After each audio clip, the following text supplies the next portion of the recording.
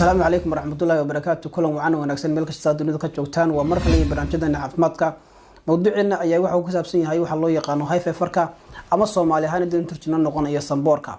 مركل لجها الله يو هاي في فر أما الصنبور أنت بدن وحاسده كلا اللغة الإنجليزية الله يقانو حلو يقانو allergic rhinitis. سووا اللي على مدى الله مدى هو مركل الدورية. إن كاستيسجا عنو كينين فيروس عنو كينين. على مدى حكم مدى in marka qofka sankiisu qoyaan marka uu ka soconayo waxa kale kamid ah calaamadahaas in marka qofku indhihiisu marka ay sameeyaan ama ay noqdaan indha marka qofku cunaya waxa kale kamid ah in marka qofku uu dareemo waxa loo yaqaano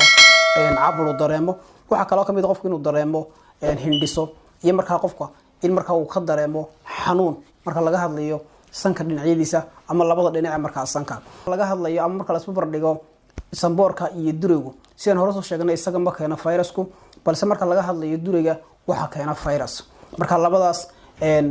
sidaas ay kala duwan yihiin durayga iyo sanboorku oo marka qaarkood keenta in dadka marka iskaga khaldamaan hadii hore u socono marka laga hadlayo waxyaabaha keeni kara waxa kamid ah sanboorka in marka qaarkood sidoo qofku guriga gudihiisa joogo uu dareemi karo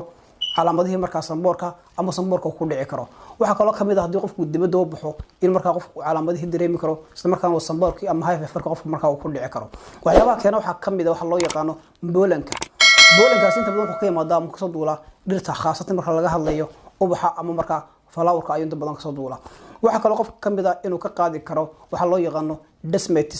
desmatiska marka laga hadlayo ama lagu eego microscope ama weynaysan marka lagu eego waa noolayaal yar oo marka ishu aan qabanaynin waxyaabaha kale keeni kara marka waxa kamid ah high feverki ama sanboorki tusaalahan kale waxyaabihii marka dhogortii ama waxyaabihii la midka ah marka keemini ayda iyo bisadaha oo kale iyaguna way keeni karaan waxa loo yaqaan sanboorka ama high feverka waxa kale kamid ah waxyaabaha keeni kara marka laga hadlayo high feverka ama sanboorka dhogorta xoolaha ama tusaalahan kale baalasha shimbiraha dadka qaarkood baa ku yeesha sanboorka ama marka waxa laga hadlayo high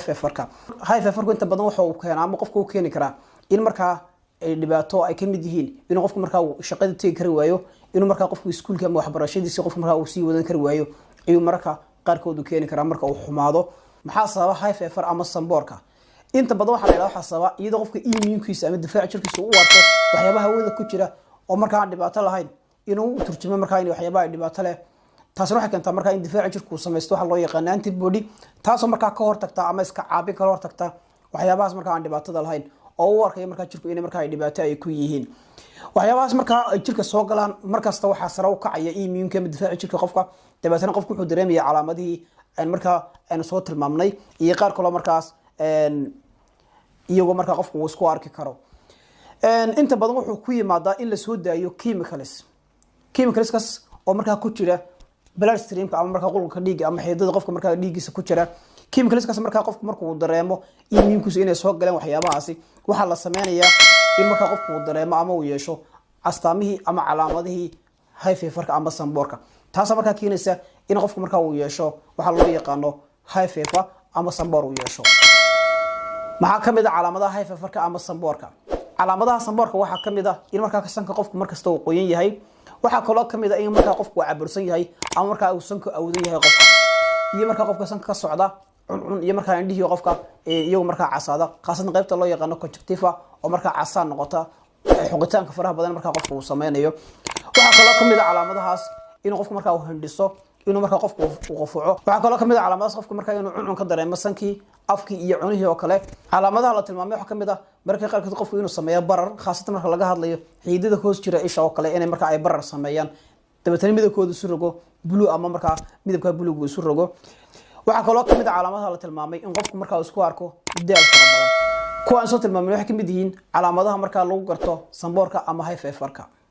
yaa khatar ugu jira ama yaa halis ugu jira marka laga hadlayo high feverka ama sanboorka waxa halis ugu jira tusaalahan kale qofka isagoo marka hore allergy lahaa tusaalahan kale haduu qofku leeyahay asma ama xiiq ama neef qabad haduu qofku leeyahay dadka marka halis ugu jira ayuu kamid yahay waxa loo yaqaano high feverka ama sanboorka waxyaabaha kale marka la tilmaamay waxa kamid ah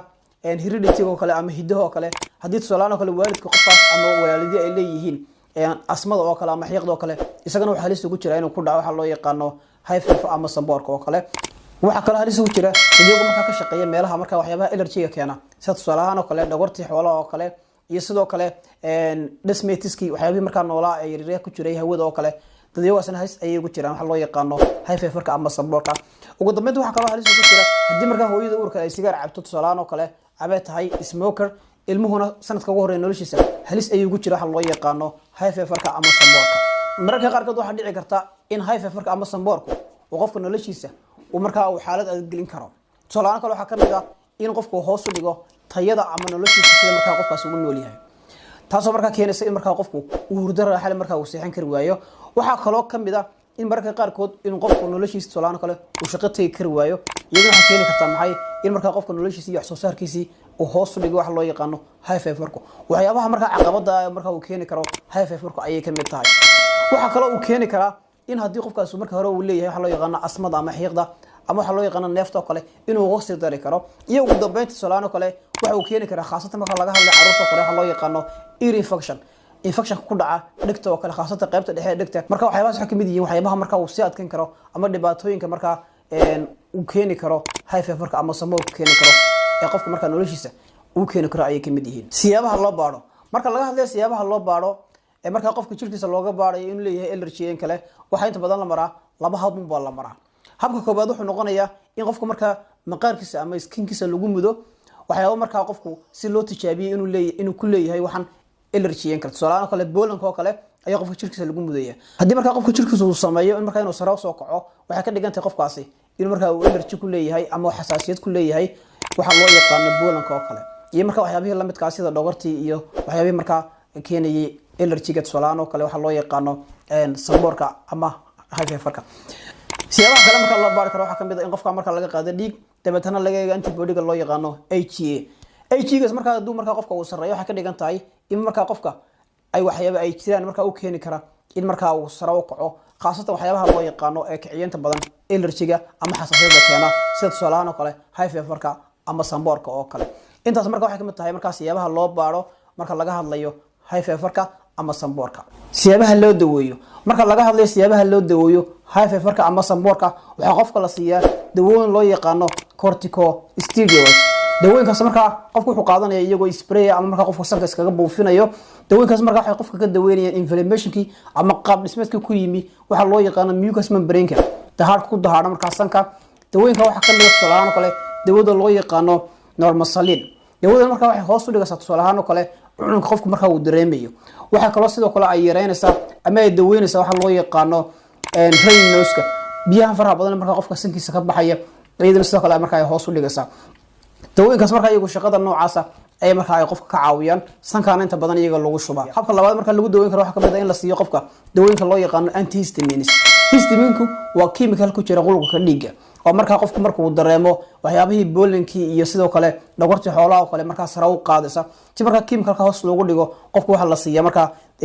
dawooyin oo marka qofku afka ka leeqi karo iyo sidoo kale kuwa marka iyagu dareera ah oo marka qofku sanka ku buufin karo iyo sidoo kale kuwa marka qofku uu adeegsan karo in marka indhaha iskaga shubo waxa kale qofku isticmaali kara dawooyin marka iyaguna hoos u dhigaya cununka marka qofku indhaha ka dareemo sida tusaale ahaan kale dawadan loo yaqaano optaragas oo kale dawada marka iyadu wax hoos u dhigaysaa culankii marka qofku indhaha uu ka dareemayay marka habkaas labaad ee loo yaqaan antihistaminesku waa dawooyin kale oo marka hoos loogu dhigo histaminka chemicalka loo yaqaan ee ku jirta qulubka dhiigga saddexaad ee marka loo daweeyo waxa uu yahay in qofka la siiyo dawooyinka loo yaqaan decongestants dawooyinkaas waxa yareeyaan waxa loo yaqaan congestionka ama caburka ay marka qofka ay ka yareeyaan dawooyinka waxa la heli karaa iyagoo marka waxa loo yaqaan over the counter marka aan ku xidhneen qoraal dhakhtar marka qofku marka uu ka iibsan karo goobta caafimaad ee ugu dhow si marka xaaladahaas ama caburka faraha badan leh oo marka qofku dareemayo ama marka daloolada sanka xidhan markaas qofka loogu furo oo qofka markaas hawo wanaagsan marka sankiisa ay soo gasho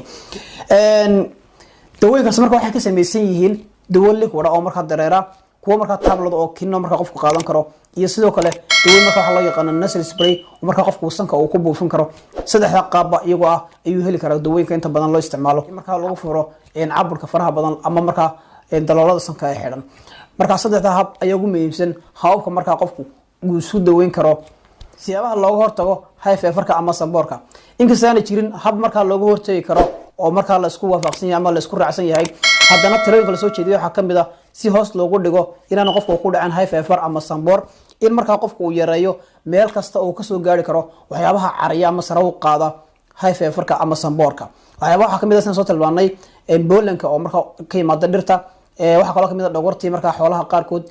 sidoo kale waxyaabaha ka yimaada ADB sidoo kale waxyaabaha qofku marka uu iska ilaaliyo inta marka uu ka fogaan karo talooyinka kale la soo jeediyo waxa kamid ah in qofku qaato dawooyinka ka hor intaanu la kulmin waxyaabaha marka sare u qaadi kara high feverka ama sanboorka si marka uga gaashaanto inaan marka aanu dareemin calaamadihi ama astaamihii high feverka oo marka hore soo tilmaamnay taas ayaan kusoo gabagabeynay mawduuceena ku saabsanaa high feverka ama sanboorka oo waayadii dambe dadka Soomaalida aad ugu soo badanayay oo ku mahadsan tahay daawashadaada